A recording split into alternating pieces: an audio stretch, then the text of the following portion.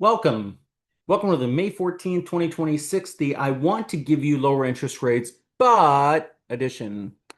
Um, Look, this story is about Kevin Warsh, the new chair of the Federal Reserve. And so this is going to be a pure econ edition. If you hate economics, skip it.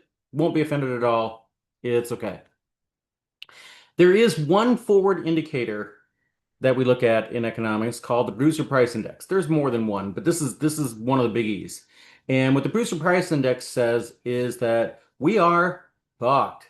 To be clear, it is showing the indicator came out yesterday after I finished doing yesterday's video, and it is very clear. A 2% change month over month is unbelievably bad. The March indicator being as bad says this is not just a monthly blip. This is something that is out there and it's real. So if you're the chair of the Federal Reserve and your job is to, number one, keep inflation low, and number two, keep employment high. So we just had a good, relatively good jobs number and we have incredibly high inflation. So that would indicate that your job as chair of the Federal Reserve is that you should raise interest rates. Now, before I get into that, let's talk about some other people. Meet this handsome devil, Jean-Claude Trichet. He was the head of the president of the European Central Bank from 2003 to 2011. And during the height of the financial crisis, during the height of the Great Recession, this guy had the wonderful idea of raising interest rates in Europe. Exactly the wrong call. But he is good looking. I mean, come on. And he's French. It's got to be a good lover, right? Anyhow, meet Rick Santelli, who nobody's going to claim this guy is a good lover. He is the spiritual godfather of the Tea Party. And so in 2009, when Obama came out with the stimulus he came out with, Rick Santelli went on a rant that literally became the founding of the Tea Party. And he was also calling for higher interest rates, reduced government spending, exactly the wrong call. I hope you're seeing a trend here. Trichet, Santelli, and now let's bring you to the man of the hour. Stunningly good looking. He meets the central casting requirement that Trump has for all officials. Kevin Warsh, who is now the most powerful non-elected person in America. I'll give you some background on Kevin. Kevin got his economics degree from Stanford. If you've never heard my rant on the university in America that we call Stanford, but in the UAE, I came to call them Scamford. They scam more money out of this country than any other institution possibly could have. I I have some connections in the UAE government. I have begged them to find out how much money Scamford has received from the UAE. Nobody can give me an exact number. It is phenomenal how much money Stanford was able to get. Anyhow, he has a degree from Stanford, which they do have a good economics department. I'm not criticizing Stanford for that, which I mean obviously they have several good departments. If you learn how to scam so much money from the UAE, then good for you. Anyhow, let it go, Steve. Let it go. He was exactly what Trump was looking for because he was not only good looking and has an actual degree in what he's supposed to do, unlike other Trump appointees. He is what's known as an inflation hawk. He served on the board of governors for the Federal Reserve from 2006 to 2011. And at the height of the Great Recession, like Trichet, like Santelli, he was urging the Federal Reserve to raise interest rates. Exactly the wrong call at that time. Yeah, and now he's going to be the chair. The good news is that, God love him, Jay Powell is not stepping down from the board. Usually, when somebody leaves the board as chair, they leave office completely. Jerome Powell decided to stay on board, and I 100% believe that when they have meetings, more eyes are going to be on Jerome Powell and what he says than this Yahoo.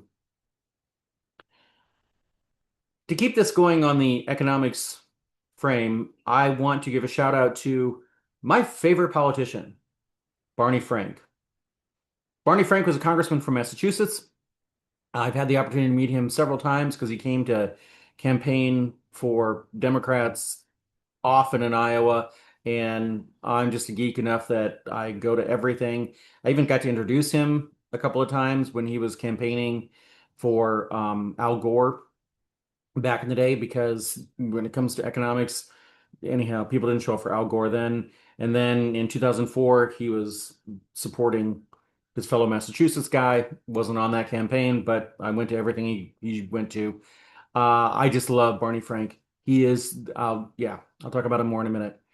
He was the sponsor of Dodd-Frank, and Dodd-Frank's goal was to restore Glass-Steagall. Glass-Steagall is what created the banking rules that we have so that the banking crisis that we had during the Great Depression couldn't happen again. And Glass-Steagall was gutted by a bill signed by Bill Clinton, sponsored by Iowa's very own my congressman, Jim Leach. Oh, yeah. And really, seriously, the if you want to know the seeds of the Great Recession, it was when Bill Clinton signed the repeal of Glass-Steagall, when he signed Jim Leach's bill. I said that with no pride because I got that one wrong. I when that bill was signed, I thought it was a good thing. I was along with Bill Clinton and many other economists that thought this is good. And boy, did we get that wrong. But one of the people who said it was wrong at the time, said it was wrong all along, never wavered in saying it was wrong, was Barney Frank. And the reason I love Barney Frank so much is that no other politician I've ever met brought such joy to every battle. He he he had no problem calling a spade, calling a racist, but doing it with a smile, doing it with fun, doing it with panache. She's far to the left of me, but AOC has the same qualities. She has no problem. You want to call me some dumb waitress? Go ahead, you piece of shit. She has the ability to do that in a way with a smile on her face that just brings joy to anybody who watches it. And so, yeah. Will Kevin Warsh decide to raise interest rates? I have no clue, and anybody who says they know what he's going to do is lying because he has done two very different things. He was an inflation hawk in his previous term on the on the federal board, but then he couldn't, in his confirmation hearings, he was not willing to say whether or not Donald Trump won in 2020. So he proved to be a sycophant.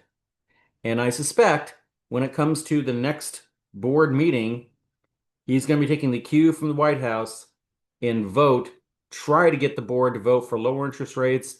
But given the PPI numbers, there's no chance in hell the Fed is going to lower interest rates. Really, the only question is, will they raise? For that, have a good day. See you tomorrow. Oh, by the way, I woke up this morning sounding just like Alex Jones. And so I had to do vocal lessons. I had to actually look up in YouTube vocal lessons to get back to having a voice that you could hear. Yeah. And you don't care at all, and I don't blame you, and I apologize. Bye.